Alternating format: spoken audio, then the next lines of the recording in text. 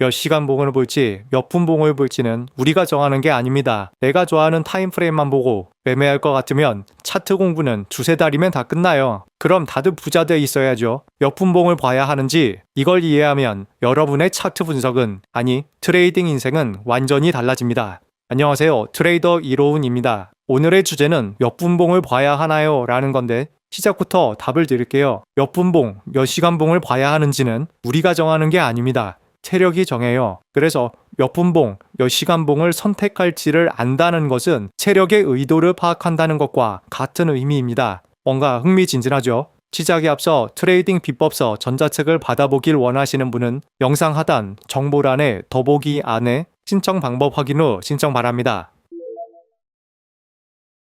먼저 이것부터 이해하셔야 합니다. 흔히 세력이 작전을 펼친다는 개념 정도는 알고 계실 텐데 그들이 작전을 치려고 하는 종목을 선택함에 있어서 시장 유동성이 아예 없는 종목과 유동성이 어느 정도 살아있는 종목, 어떤 걸 선택할 거라 생각하시나요? 정답은 두 번째입니다. 유동성이 살아있는 종목. 그럼 이들은 왜 굳이 유동성이 있는 종목을 선호할까요? 답은 간단합니다. 작전의 효율성 때문이죠. 유동성이 전혀 없는 종목은 조작은 쉬워도 고점에서 자신들의 물량을 시장이 받아주지 못하기 때문에 결국 자전거래 비율이 높아지고 그럼 수익이 없죠. 반면 일정 수준 유동성이 확보된 종목은 가격을 밀어 올렸을 때 시장의 흡수력이 높기 때문에 수익 대비 수익 효율을 높일 수 있다는 뜻입니다. 예외적으로 유동성을 강제로 높이기 위해 가짜 뉴스를 살포하던가 아니면 과거 루보 사태 때처럼 위험한 짓들도 하는데 이 부분은 그냥 생략하겠습니다. 이제부터가 중요합니다. 시장에서 활동하는 세력은 하나가 아닙니다. 여러 세력이 존재하고 흥미로운 건 그들이 종목을 분석하는 기준이 대체로 비슷하다는 점입니다. 따라서 같은 종목에 세력이 몰리는 현상이 꽤 자주 발생합니다. 그러다 보니 여러 세력이 동시에 진입하며 경합 구조를 이루게 되죠. 이 경합 속에서 누군가는 승리하고 누군가는 실패합니다. 실제로 작전 실패는 꽤 자주 일어나는 일입니다. 따라서 하나의 상승이 단일 의도에 의한 결과가 아니라 세력 간의 의도 충돌이 만든 결과물이라는 점을 이해해야 합니다. 예시를 보여드리면 리플 XRP 코인의 30분봉입니다. 꽤 하락 이후 이 구간부터 아주 재미난 패턴이 나옵니다. 확대해서 살펴보면 하락 채널이 만들어졌네요. 패턴의 확정은 위에 둘 그리고 아래에 둘, 최소한 각각 두 개의 점이 연결되어야만 연장선을 그릴 수가 있죠. 이것을 활용해 매매에 사용하시면 되는데 지금과 같이 하락하는 채널의 특징은 상승 속도보다 하락 속도가 빠르다는 겁니다. 여기도 계속 마찬가지죠. 속도를 이해하면 여러분들의 수익률이 달라집니다. 그리고 팁을 한 가지 더 드리면 채널의 형태나 방향에 상관없이 최대한 한가운데에 맞춰서 선을 하나 더 그리세요. 여러분들의 인생 포지션이 이 자리에서 나올 가능성도 충분히 높습니다. 이 부분은 나중에 프라이스 액션 강의에서 다시 설명드리고요. 이 패턴을 상승 돌파하는 형태죠. 이때 이후의 차트를 살펴보면 상승 돌파는 나왔으나 상승 전환까지 이어지진 않았네요. 밑 꼭지점과 아래 꼭지점을 연결해 수렴하는 삼각 패턴을 만들어갑니다. 그렇다는 건 지금 고점을 맞고 큰 음봉이 나온 이 자리는 숏 포지션 진입해야 되는 자리겠죠. 다시 여기까지 내려갈 걸로 예상해 볼 수 있기 때문인데요. 그 후 가격 변동 현황을 살펴보았더니 가격을 더 밑으로 내리지 못하고 추세선을 강하게 돌파해버립니다. 이 자리에서 손절했죠. 그 후 가격 변동을 빠르게 따라가 보는데요. 아주 재미난 형태 변화가 발생합니다. 지금 계속해서 이 중간선이 아주 요긴하게 쓰이고 있죠. 그럼 지금은 상단 이탈, 중심선 지지, 따라서 패턴의 상승 돌파를 예상해보는 것이 확률상 더 좋습니다. 그런데 잠시 후 아주 재미난 현상이 발생되었어요. 여기입니다. 위로 올라가는 척 하다가 패턴의 밑에까지 한 번에 뚫어버렸죠. 이건 단순한 페이크가 아니에요. 구조의 변경입니다. 지금 전체 구조를 다시 한 번 더 살펴보면 마지막에 이것만 아니었으면 별 문제가 없었는데 이걸로 인해서 구조가 바뀌었음을 포착한 겁니다. 하락하는 쐐기가 아니라 상승하는 채널로 구조를 바꾼 거예요. 이때의 거래량을 보면 원래의 하락 채널, 이 선이죠. 여기를 상승 돌파하게 된 이때의 캔들을 살펴보면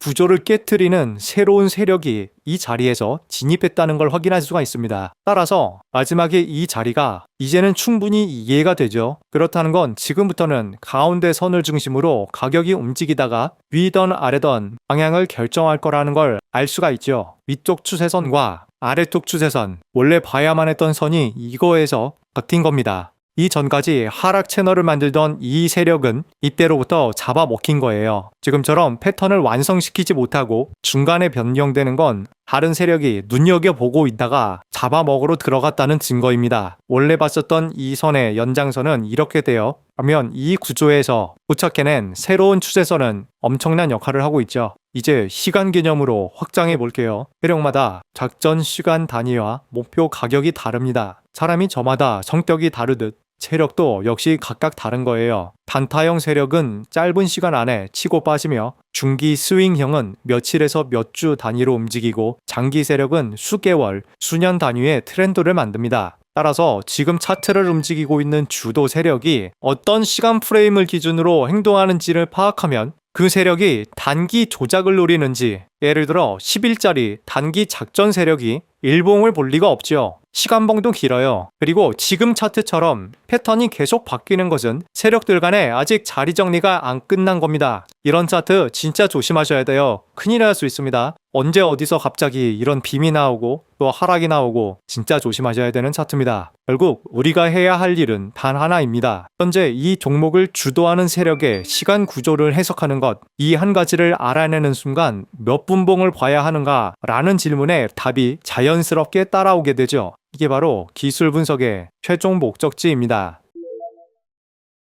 세력이 어떤 타임프레임을 쓰는지 이해의 발판은 마련되었으리라 믿고 이제는 어떻게 분석하는지 설명드리겠습니다. 먼저 여러분이 집중해서 매매하는 자산의 차트를 열고 따라해 보세요. 지금부터 과거 2년간 저점과 고점을 구간별로 구획해 줍니다. 각 구간마다 자신이 알고 있는 매매법을 하나하나 적용해 잘 맞는 전략을 찾아냅니다. 맨 앞 구간부터 살펴볼까요? 첫 구간은 제 영상 꾸준히 봐오신 분들은 다리가 쉽게 확인될 겁니다. 구간 돌파와 거래량, 매수 타점이죠. 그리고 여기서 한 번 더 나오죠. 또다시 매수 타점을 만들어줍니다. 첫 번째 구간은 수월하게 넘어왔고 그럼 두 번째 구간을 살펴보았더니 여기서도 돌파 매매를 쓰면 좋지만 문제는 중간 구간에서 돌파의 형태가 너무 높기 때문에 이럴 때는 포지션을 세게 들어가기가 어렵습니다. 한번 되돌림 나오고 지지 확인한 다음에 가려는 것이 보통의 습성이기 때문이죠. 여기에서는 길이값 50의 이동평균과 MACD를 조합해보면 매매법이 훨씬 간결해집니다. 하나하나죠.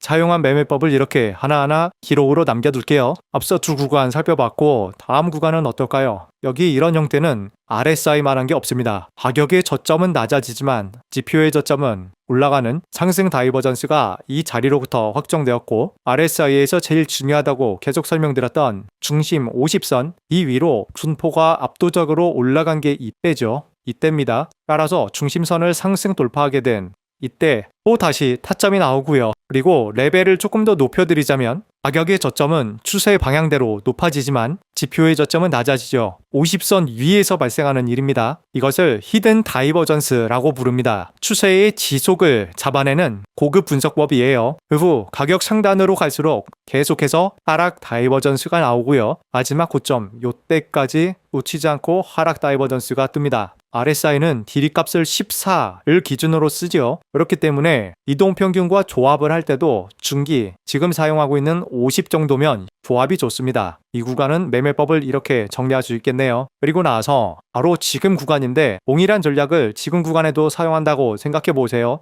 이제부턴 재미난 현상이 벌어집니다. 가격의 상승, 지표도 상승. 따라서 RSI만으로는 이때의 이동평균과의 이격을 채우는 하락을 잡아내긴 좀 어려웠고 오히려 50선 밑으로 내려왔다가 다시 올라오는 이 자리에서 타점을 잡아야 되는데 문제는 이때 들어가서 먹을 게 없다는 거예요. 하락 신호 잡는 건 여기기 때문에 수익은 딱 이만큼밖에 안 됩니다. 조금 더 확대해서 보여드리죠.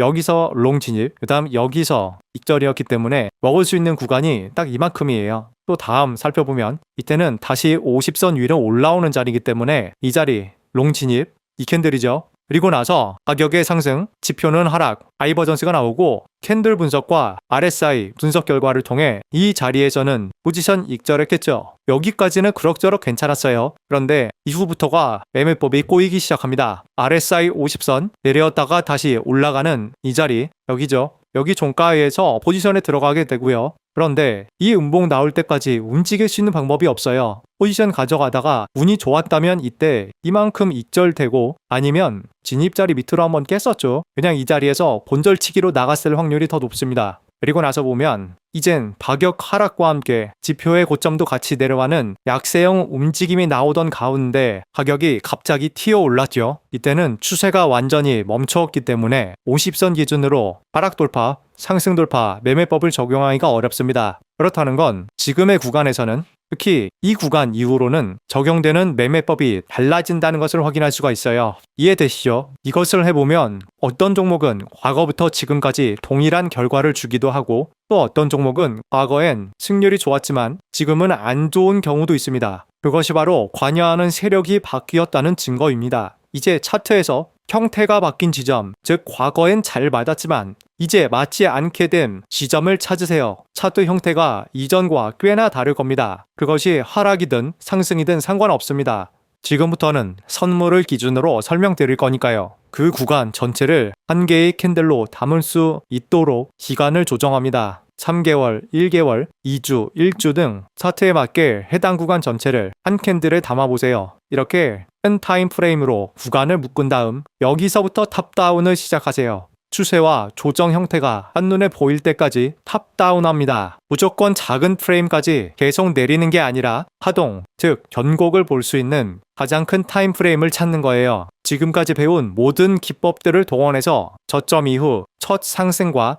연이은 조정까지만 분석합니다. 그러면 분석이 맞는 타임 프레임이 하나 나옵니다. 반드시 나오게 돼 있어요. 지금은 월봉으로부터 주봉, 일봉, 시간봉을 거쳐 30분까지 내려오자 가장 타율이 좋은 타임 프레임이 나온 겁니다. 이것이 바로 해당 구간 차트를 움직이고 있는 세력이 사용하는 타임 프레임입니다. 이걸 본인 차트에서 여러분 손으로 꼭 해보세요. 차트가 달라지기 시작한 시점부터, 즉 다른 세력이 주도한 시점부터 분석하는 겁니다. 이걸 정확히 이해하고 분석해 찾아낸 다음 그 타임 프레임으로 마지막 상승 고점까지 적용해보면 정말 소름 끼치는 결과를 확인할 수 있을 겁니다. 첫 구간 살펴보면 상승하는 채널링이죠. 고점 둘, 저점 둘을 통해서 채널을 만들고 채널 내부에서 차트 분석을 통해 포지션 운영하는 것을 채널링이라고 합니다. 채널 안에 움직임 계속 따라간다는 뜻이에요. 이거 할 때 앞서 설명드렸죠. 중간선. 이 중간선이 되게 중요해요. 연장 구간 살펴보면 예술이죠. 여기에 RSI, 다이버전스까지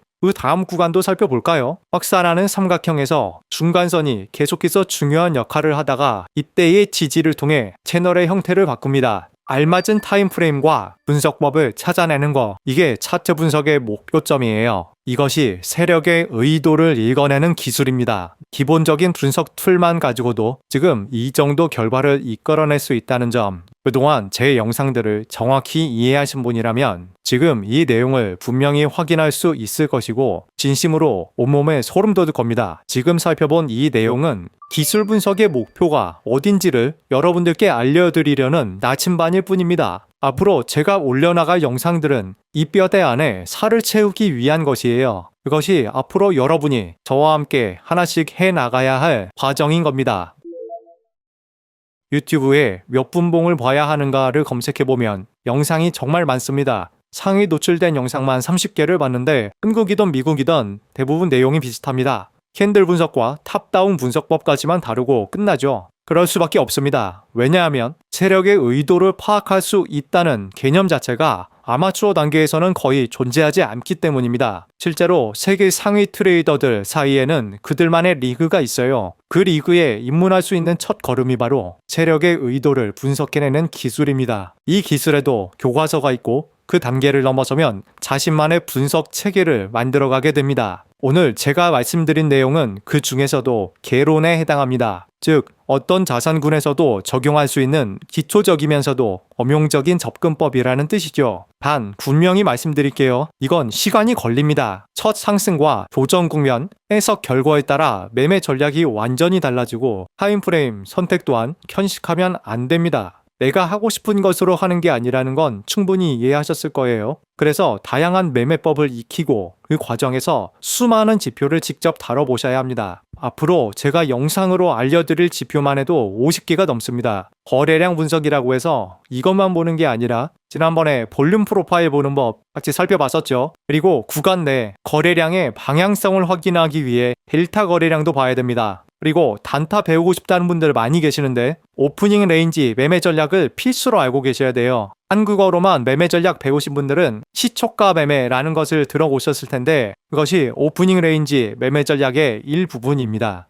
또 다양하게 커스터마이징된 지표들도 많고요. 이걸 전부 알려드릴 겁니다. 그건 단순한 공부가 아니라 세력이 감추려는 의도를 차트의 가장 깊은 곳에서부터 끄집어내는 작업이에요. 조급함은 내려놓고 단전에 내공을 쌓는다는 마음으로 한 호흡 차근히 따라오시길 바랍니다. 오늘은 숙제를 하나 드리겠습니다. 여러분이 분석한 종목명과 어떤 타임프레임이 가장 잘 맞았는지 댓글에 공유해서 서로 피드백을 주고받아 보세요. 이 작업을 계속해 나가야 객관적인 분석이 됩니다. 혹시 같은 종목을 보는 분들 간에는 끈끈함도 생기죠. 저도 실제로 지금도 동료들과 이렇게 해 나갑니다. 이제 제가 영상에서 전하고자 하는 방향이 조금은 감이 잡히셨을 겁니다. 아직 완전히 이해되지 않았다면 앞선 강의를 복습하고 이번 영상을 한 번 더 보시길 권합니다. 그럼 댓글에서 이야기 나눠보죠. 응원합니다.